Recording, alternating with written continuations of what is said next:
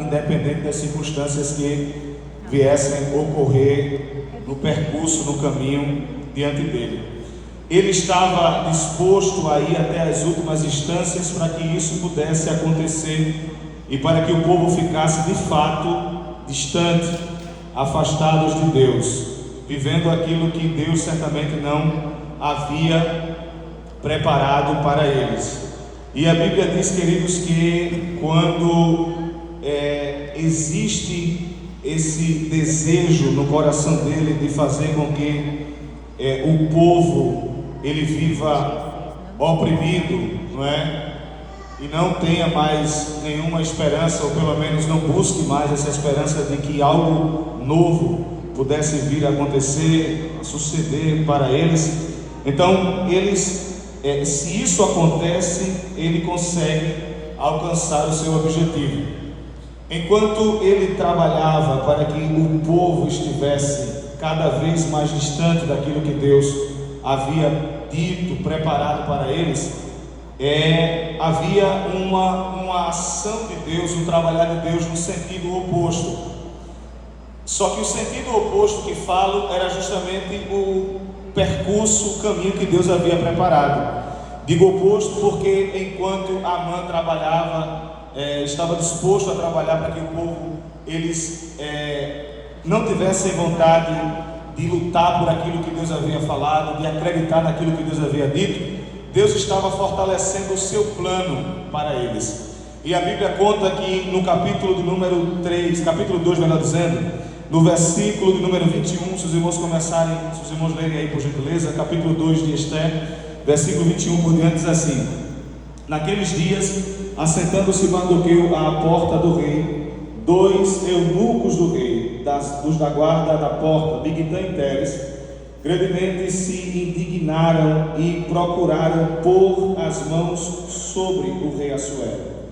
E veio isso ao conhecimento de Mardoqueu, e ele o fez saber a rainha Esther, e Esther o disse ao rei em nome de Mardoqueu. E inquiriu-se o negócio e se descobriu, e ambos foram enforcados numa forca. Isso foi escrito no livro das crônicas perante o rei. Então havia esse desejo, como já disse aos irmãos, de fazer com que o povo não acreditasse mais e perdesse as esperanças de que Deus iria fazer algo. Mas esse evento era um evento que iria mudar toda essa visão da situação, porque a Bíblia fala, meus amados, que quando ele escuta o planejamento de Teres e de Bigtã de fazer o mal contra o rei Assuero, ele faz com que Esther tenha conhecimento disso. Esther, por sua vez, já casada com o rei Assuero, ela vai e diz a ele que Mardoqueu ouviu que tudo aquilo estava sendo planejado. Então ele toma a decisão de que Bigtã e Teres sejam enforcados, e eles pagam preço com a própria vida por conta disso. No versículo de número 8 do capítulo 3, a Bíblia diz o seguinte: e Amã disse ao rei Assuero: existe espalhado e dividido entre os povos em todas as províncias do teu reino um povo cujas leis são diferentes das leis de todos os povos, e que não cumprem as leis do rei, pelo que não convém ao rei deixá-los ficar. Acontece que no capítulo 3, do versículo 1 ao versículo 7, a Bíblia diz que Amã, que era aquele que tinha o desejo de espalhar e afugentar os judeus, ele é abençoado.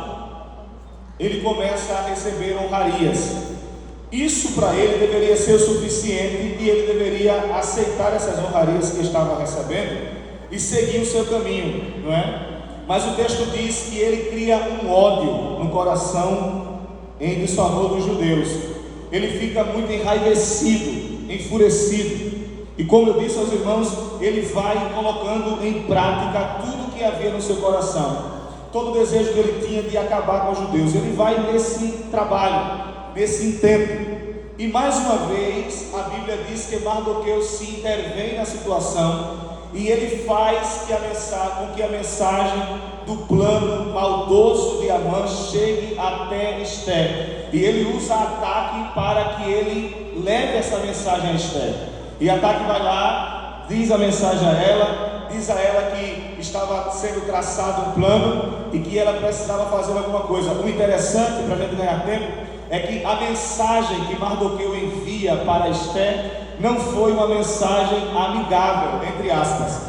Ele escuta tudo que Ataque diz, mas depois ele manda voltar e diz assim: diga a ela lá, que se ela não se mexer, que se ela não fizer alguma coisa, ela também não vai escapar. Ele disse assim: diga lá a ela que ela não pense que porque ela é esposa do rei, ela vai escapar. Quando o rei baixar o decreto que forem todos expulsos, vai ser expulso ela, vai ser expulso o pai, toda a família, toda a casa, melhor dizendo. Então toda a família corre risco. E essa mensagem que Mardoqueu envia para Esther é uma mensagem que, se for vista pelo olhar humano simplesmente, é uma mensagem muito arrogante, é uma mensagem muito braba, é uma mensagem como se Mardoqueu tivesse falado com a sua prima e tivesse dito assim a ela: se mexa, minha filha, porque se você não se mexer, você vai morrer igual a gente, você vai sofrer o mesmo dano que nós vamos sofrer. E a resposta de Esther para Mardoqueu é ainda mais surpreendente.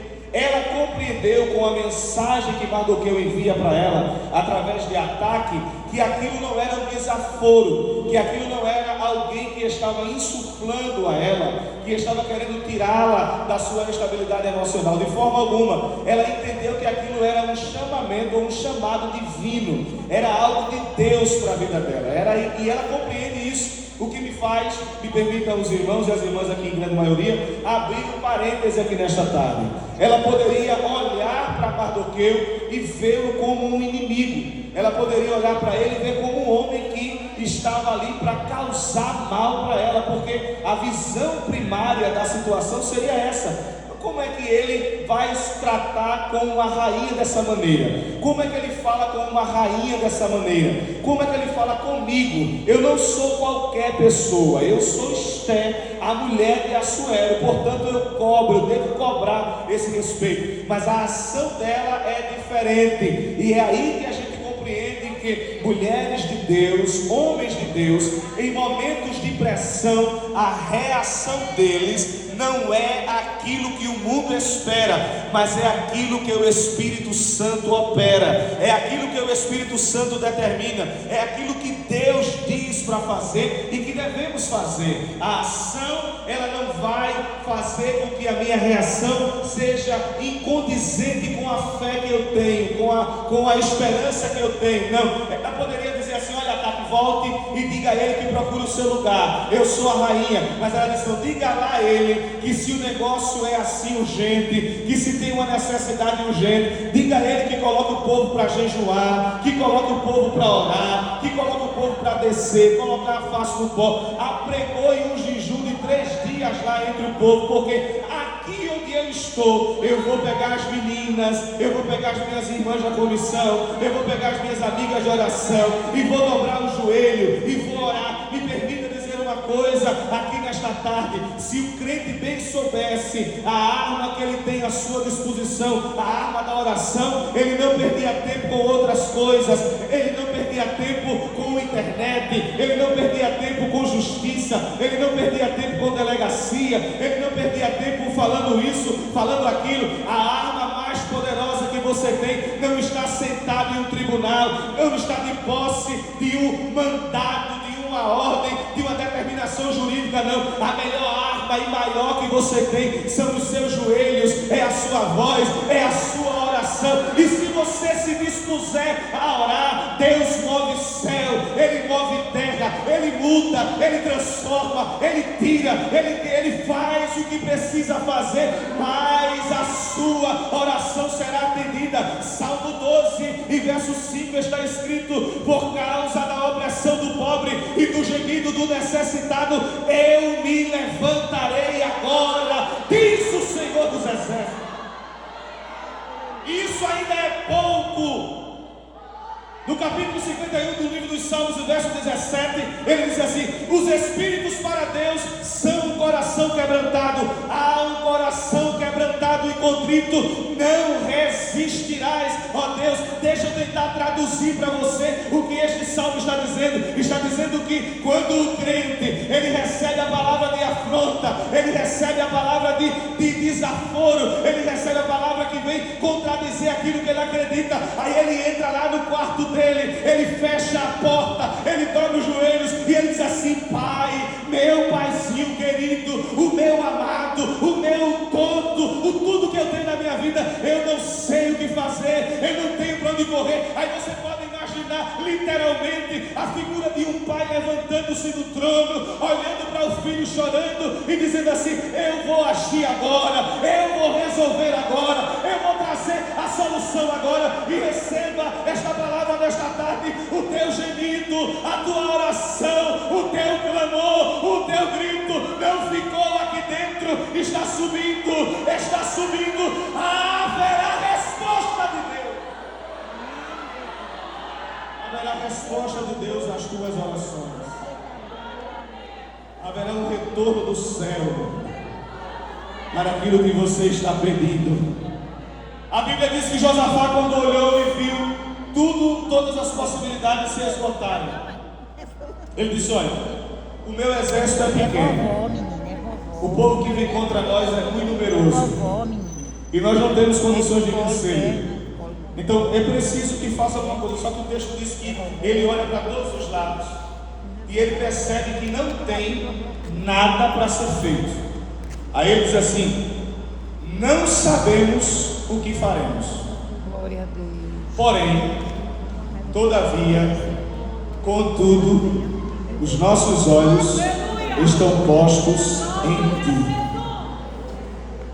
O Salmo do número 123 já entra nessa fala de Josafá, dizendo o seguinte: que quando um escravo ele esgotava todas as suas possibilidades e ele percebia que não tinha mais nada para ser feito, não tinha nenhuma outra alternativa a ser alcançada, ele diz que ele parava diante do seu Senhor, ele cruzava os braços, ele encurvava a cabeça e dizia assim a ele: eu estou rendido e sou totalmente dependente do Senhor. Quando ele fazia isso, era como se o senhor daquele escravo tivesse sofrendo o dano que o escravo estava sofrendo, e ele tomava para si na hora aquela peleja. E veja se não foi assim que aconteceu com Josafá, quando ele disse assim: não sabemos nós o que faremos, porém os nossos olhos estão postos em ti. A Bíblia diz que Deus toma o profeta na hora e diz assim: nesta peleja não tereis de pelejar, parai, estai quieto e veja o que eu vou fazer. É Deus falando conosco através da sua palavra nesta tarde. Nessa peleja, minha irmã, nessa peleja, meu irmão, nesta luta, nesta batalha, não tereis que pelejar. Pare, descanse e veja que o Jeová Sabaote, ele vai descer, ele vai agir, ele vai trabalhar, ele vai desfazer os planos do diabo, mas a glória dele vai aparecer em nome de Jesus. A Bíblia diz que Senaqueribe me mandou mensagem e disse assim: não tem homem e não tem Deus que me impeça de entrar e de sitiar Jerusalém. Veja a audácia desse rapaz, veja o nível de desaforo dele. Não tem homem, tudo bem, né? Ele está desafiando os seus pares, mas dizer assim: não tem Deus. Quem é o homem para dizer isso com relação a Deus? E quando ele diz isso, me permita usar aqui eu acredito que o rei Ezequias pegou a carta que recebeu dele e ele levou para o quarto dele para orar. Colocou a carta assim em cima da cama, disse assim: Deus, olha, a carta está aqui. Senaqueribe mandou a carta. E ele disse que não tem homem, não tem Deus. Comigo tudo bem, Deus. Agora com o Senhor vai deixar passar desse jeito? Orando, chorando. Claro que não foram esses os termos que ele usou, mas ele usou nesta intenção. Ele orou nessa intenção. E aí, queridos irmãos, Deus olha, escuta escuta aquilo ali, escuta aquela fala. Imagine Deus olhar para um exército de anjos, porque a Bíblia diz que são miríades e miríades, e Ele olha para o exército e diz assim: eu quero somente um. Aí resolveu um problema de um amigo meu ali na terra. Oh, aleluia. Eu quero somente um que desça lá. E talvez o que se dispôs a vir nem era o tão valente assim. Mas o Senhor disse: você vai lá, desça no arraial dos Assírios e resolva o problema. Resolva como? Diz: resolva. O anjo desce no meio do arraial dos Assírios. Imagine um anjo só matar 185 mil homens. Oh, glória a Deus. Olhe para o crente que está ao seu lado, por gentileza, e diga assim: Deus, diga mais forte, diga: Deus é tão grande, mas tão grande, que Ele resolve como Ele quer. Diga: se Ele quiser, Ele manda uma palavra. Se Ele quiser, Ele manda um profeta. Se Ele quiser, Ele manda o anjo ainda, porque eu creio que Ele manda. Se Ele quiser, Ele desce e resolve o teu problema. Você crê nesta tarde? Levanta a sua mão para agora se você crê aí. Eu não sei qual foi o tipo de afronta que você ouviu. Eu não sei qual foi a palavra negativa que você recebeu. Eu não sei o que disseram a você. Mas eu venho aqui para dizer a você nesta tarde: aguarde o reboliço de Jeová em seu benefício. Ele vai fazer o que você não pode fazer, mas a glória dele apareceu.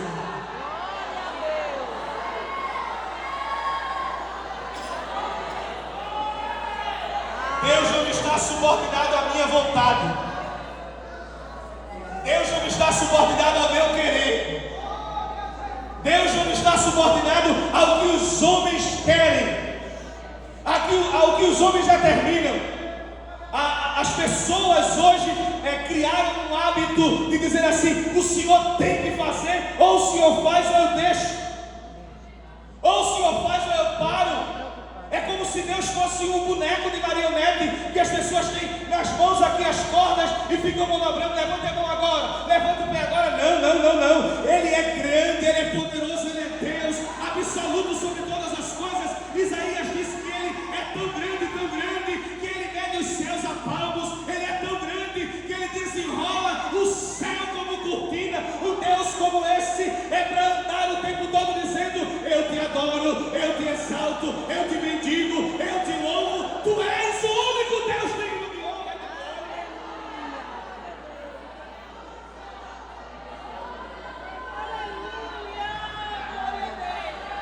Deus não está para ser manobrado. Algumas pessoas, de forma equivocada, errônea, vão ensinar nas redes sociais dizendo: você é o centro do universo. Deus é obrigado a fazer exatamente o que você quer. Aonde é que tem isso na Bíblia? Vai chorar não. Aí me permita a fala. Alguns mais audaciosos dizem assim a Deus: se o Senhor não me der, eu paro de cantar. Se o Senhor não me der, eu paro de ministrar a comissão. Eu entrego a regência dirigente. Se o Senhor não me der, eu não solo mais o hino. Se o Senhor não fizer, aí quer fazer chantagem com Ele, logo com Ele.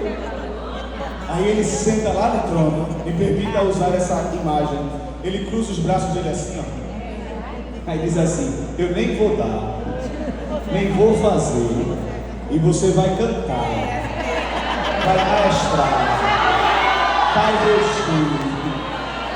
E o camarada fica lá, vai daquele menino emburrado que o pai diz assim: eu tenho 3 pirrainhas em casa, e quando eu digo assim a uma não, aí ela sai com a cara feia, vai lá e senta no sofá e fica: papai disse que não, mas eu amo papai. Deus faz do mesmo jeito. Ele diz assim: eu não dou, aí você diz: eu lhe amo. Ele diz: eu não faço, aí você diz: o Senhor é tudo para a minha vida. Ele tem a chave mesmo. Ele sabe onde apertar, Ele sabe onde acochar, e Ele não vai deixar você se perder. Haverá livramento, haverá proteção, haverá a guarda dEle, mas faça a vontade dEle. Não vai entrar pelo caminho da chantagem.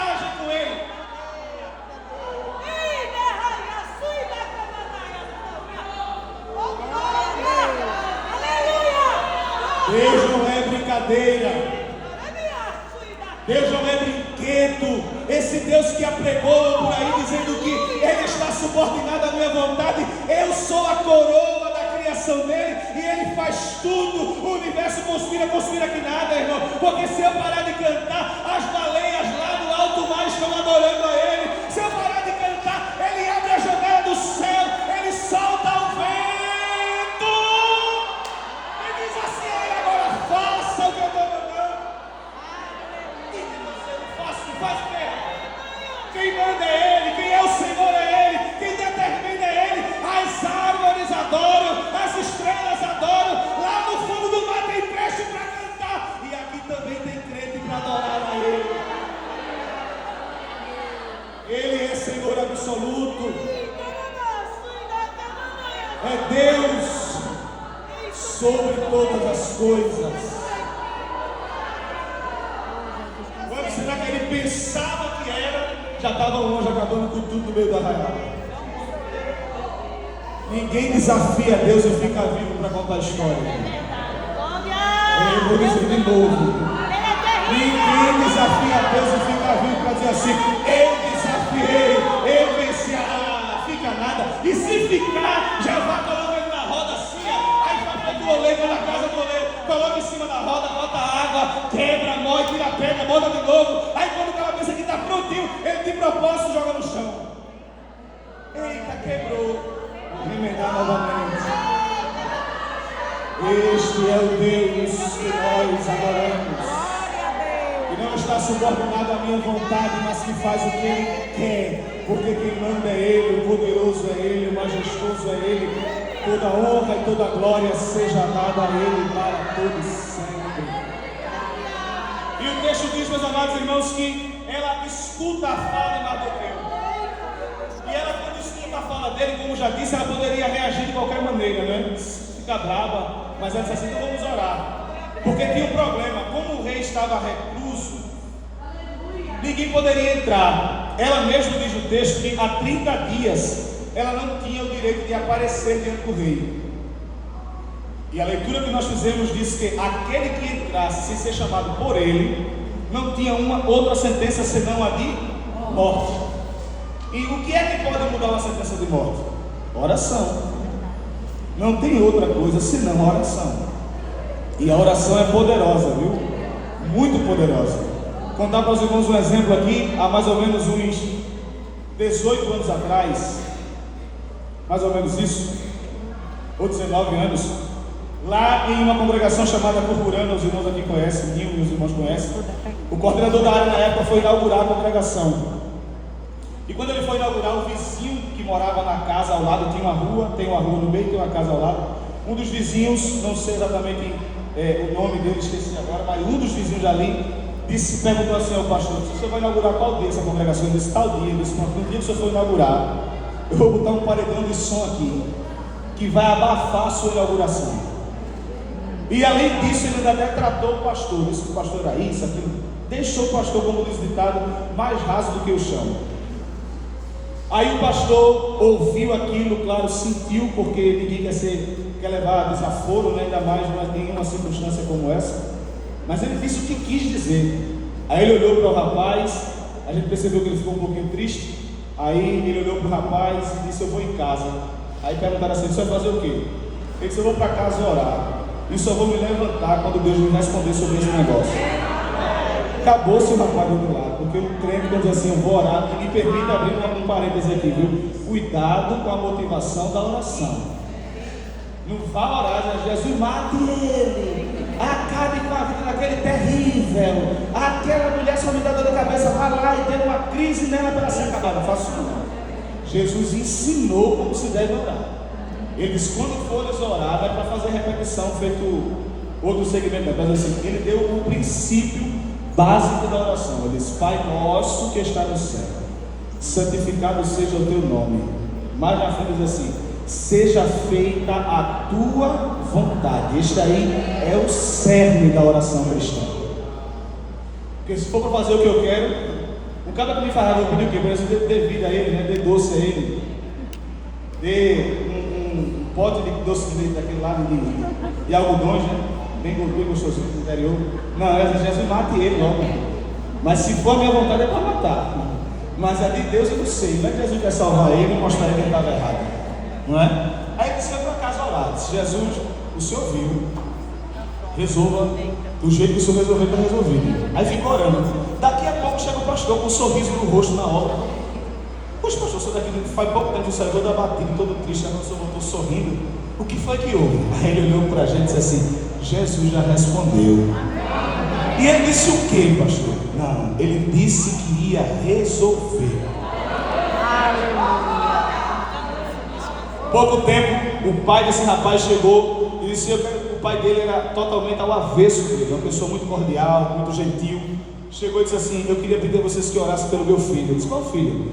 O daqui do lado. O que foi que houve com ele? Foi socorrido para o hospital, está lá, entre a vida e a morte. Na época era a unidade mista do Cabo, né? Hoje é o Bento Sampaio.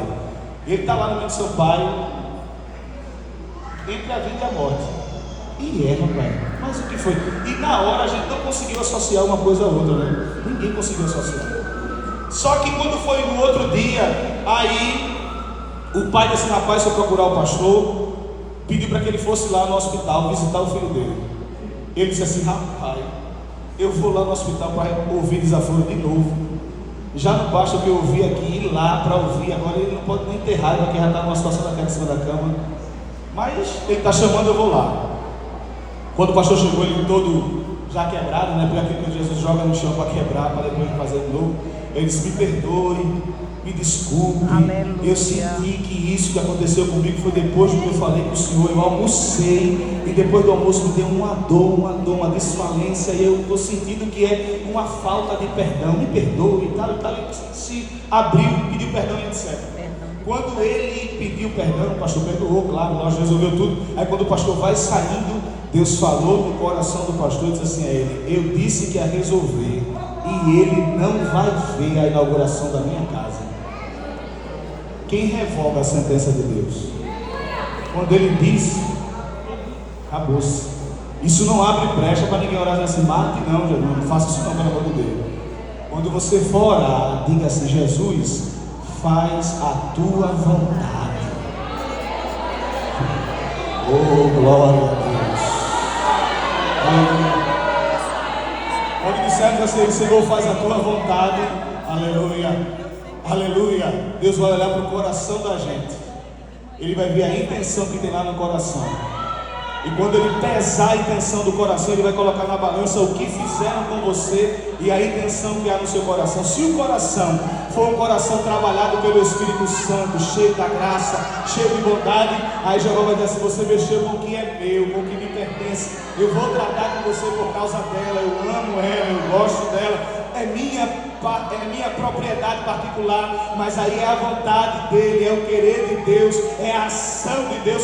Ore pedindo a Deus para que ele faça a sua vontade, porque o apóstolo Paulo, escrevendo a carta aos Romanos, disse que para que experimenteis qual seja a boa, agradável e perfeita vontade de Deus. A vontade dele é boa, a vontade dele é perfeita, a vontade dele é agradável. Aqui tem muita gente que já está orando faz tempo, dizendo: Deus, resolve aquela causa, resolve aquele problema, mas a partir de hoje muda o discurso. Diga-se a ele: faz a tua vontade, faz a tua vontade, faz a tua vontade, faz a tua vontade. E quando Deus começar a fazer a vontade dele, ele quebra vaso, ele conserta vaso, ele vai na boca de fumo, ele vai no prostíbulo, ele vai lá na sarjeta, ele vai no beco, ele vai no vale, ele vai na barraca, ele vai no bar, aonde estiver, ele vai lá para operar a vontade dele.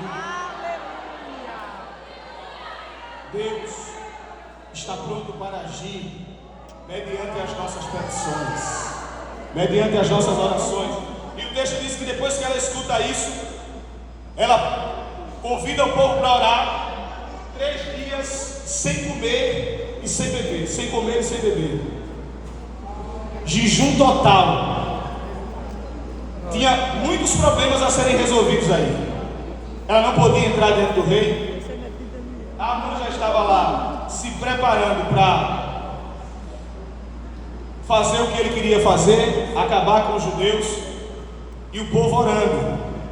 Quando o povo está orando, a Bíblia diz que Deus faz algo maravilhoso. Primeiro que ela muda o discurso, né? No final do versículo 16 ela diz assim: e perecendo pereço, ou seja, se morrer, morreu, contanto que a gente não deixe de tentar.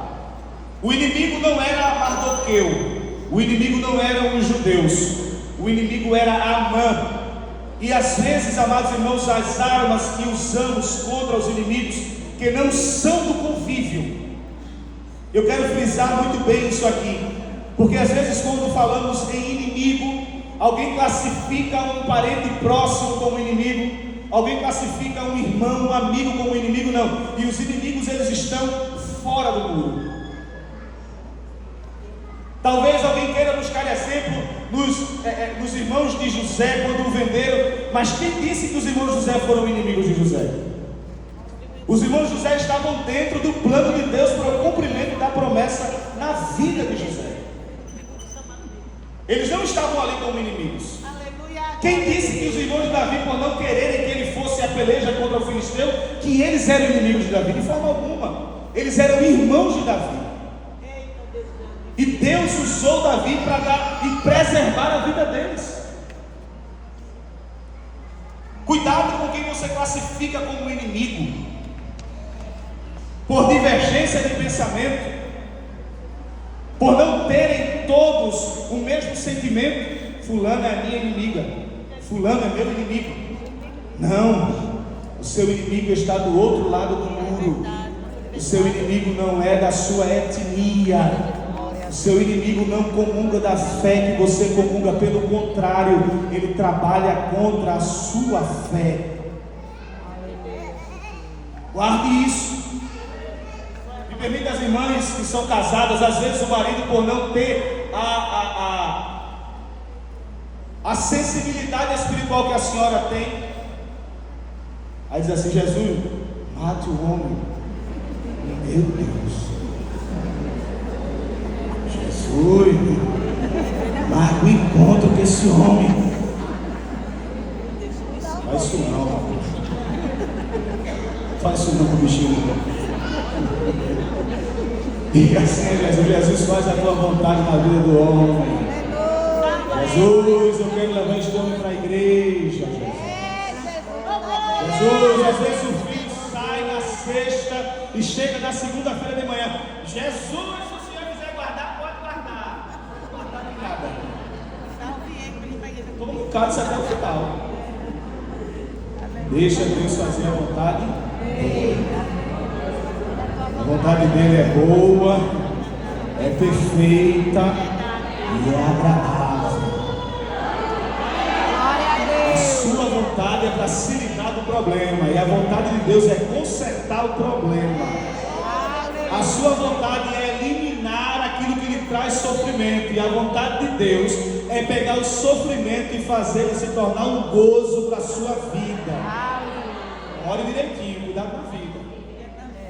E o texto diz que ela foi lá, ouviu aquilo, trouxe o povo para a oração, orou com as suas companheiras. Mardoqueu orou com o povo do outro lado. E aí, enquanto a oração sobe, no céu está havendo uma ação. E qual era a ação de Deus? Quando ela entra no capítulo 5, e ela entra diante de Assuero, e o texto mesmo diz que ela deveria morrer. Só que ela entra, aí o texto vai sendo construído, diz assim: e ela achou graça aos seus olhos. Esse acha graça aí, ele se afeiçoou a Esther. O que não era algo muito difícil, mas também poderia acontecer o inverso. E talvez me permita as irmãs e os irmãos que estão aqui, em um lapso ali no momento, poderia ser que o coração de Mardoqueu e Assuero, ele teve até vontade de dizer assim: vou matar. Entrou sem me pedir. Mas enquanto talvez isso passou, a ação de Deus já foi totalmente contrária, neutralizando esse pensamento. Quando ele entra, ele se afeiçoa a ela, olha para ela e diz assim: o que é que você quer aqui?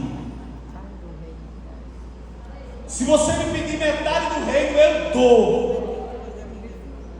E a prova de que ele não estava com má intenção contra ela, sabe qual foi a prova?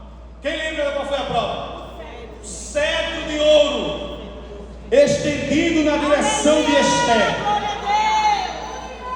Eu vou imaginar com as irmãs e com a igreja, com os servos de Deus que estão aqui nesta tarde. Imagine você está esperando algo muito ansiosamente. Você está pedindo algo há muito tempo. Você está apreensivo pela chegada deste algo. E você sai cheio de expectativas. E aqui no caso de Esther, as expectativas eram tanto boas como ruins. Porque ela havia dito, se morrer, morreu. Se encerrar, encerrou. Então ela acreditava na possibilidade de que ela poderia morrer ali. E ela entra diante dele, e o rei vai trabalhando a aceitação da chegada de Esther. E a última etapa desta aceitação era o cetro estendido para o lado dela. Então, se era a última etapa, Deus estava dizendo no coração de Assuero: estenda o cetro para ela agora, estenda o cetro para ela. E ele estende o cetro na direção dela. Quando ele estende o cetro, aí toda aquela preocupação de morte, toda aquela preocupação de destruição, toda aquela preocupação de fim, toda aquela preocupação de final de tudo, vai saindo, vai saindo, vai saindo. E agora, o cetro está estendido, eu faço o quê? Levante a sua mão e toque lá na ponta do cetro. Eu quero concluir esta palavra nesta tarde dizendo à igreja aqui em Córrego do Abacaxi: Deus está aqui nesta tarde, se você crê, com o cetro estendido na sua direção. Se você crê nesta palavra, por gentileza, levanta seu nome em nome de Jesus. Eu vou ministrar uma palavra de Deus sobre a sua vida agora, em nome do Senhor Jesus Cristo. O cetro do Senhor está estendido na sua direção. Você vai tocar na ponta do cetro e você vai ouvir a voz daquele que está segurando o cetro, lhe dizendo: me pede agora, e o que você me pedir, eu vou lhe dar. Com a sua mão erguida como você está, na sua alma, ou se você quiser falar, ou se você quiser vociferar, diga aí o que você quiser dizer, faça a sua petição agora. O cetro está estendido, o cetro está na sua direção. Toque na ponta do cetro e diga a ele o que você quer. Se é cura, ele é o Jeová Rafá, que cura você nesta tarde. Se é porta, ele disse: eu tenho nas minhas mãos as chaves de Davi, que abre, que abre, que abre, que abre, que abre, e ninguém fecha. Receba nesta tarde de Deus, receba nesta tarde de Deus, receba nesta tarde de Deus, receba nesta tarde de Deus. O cetro está estendido na sua direção, o cetro do Jeová está estendido.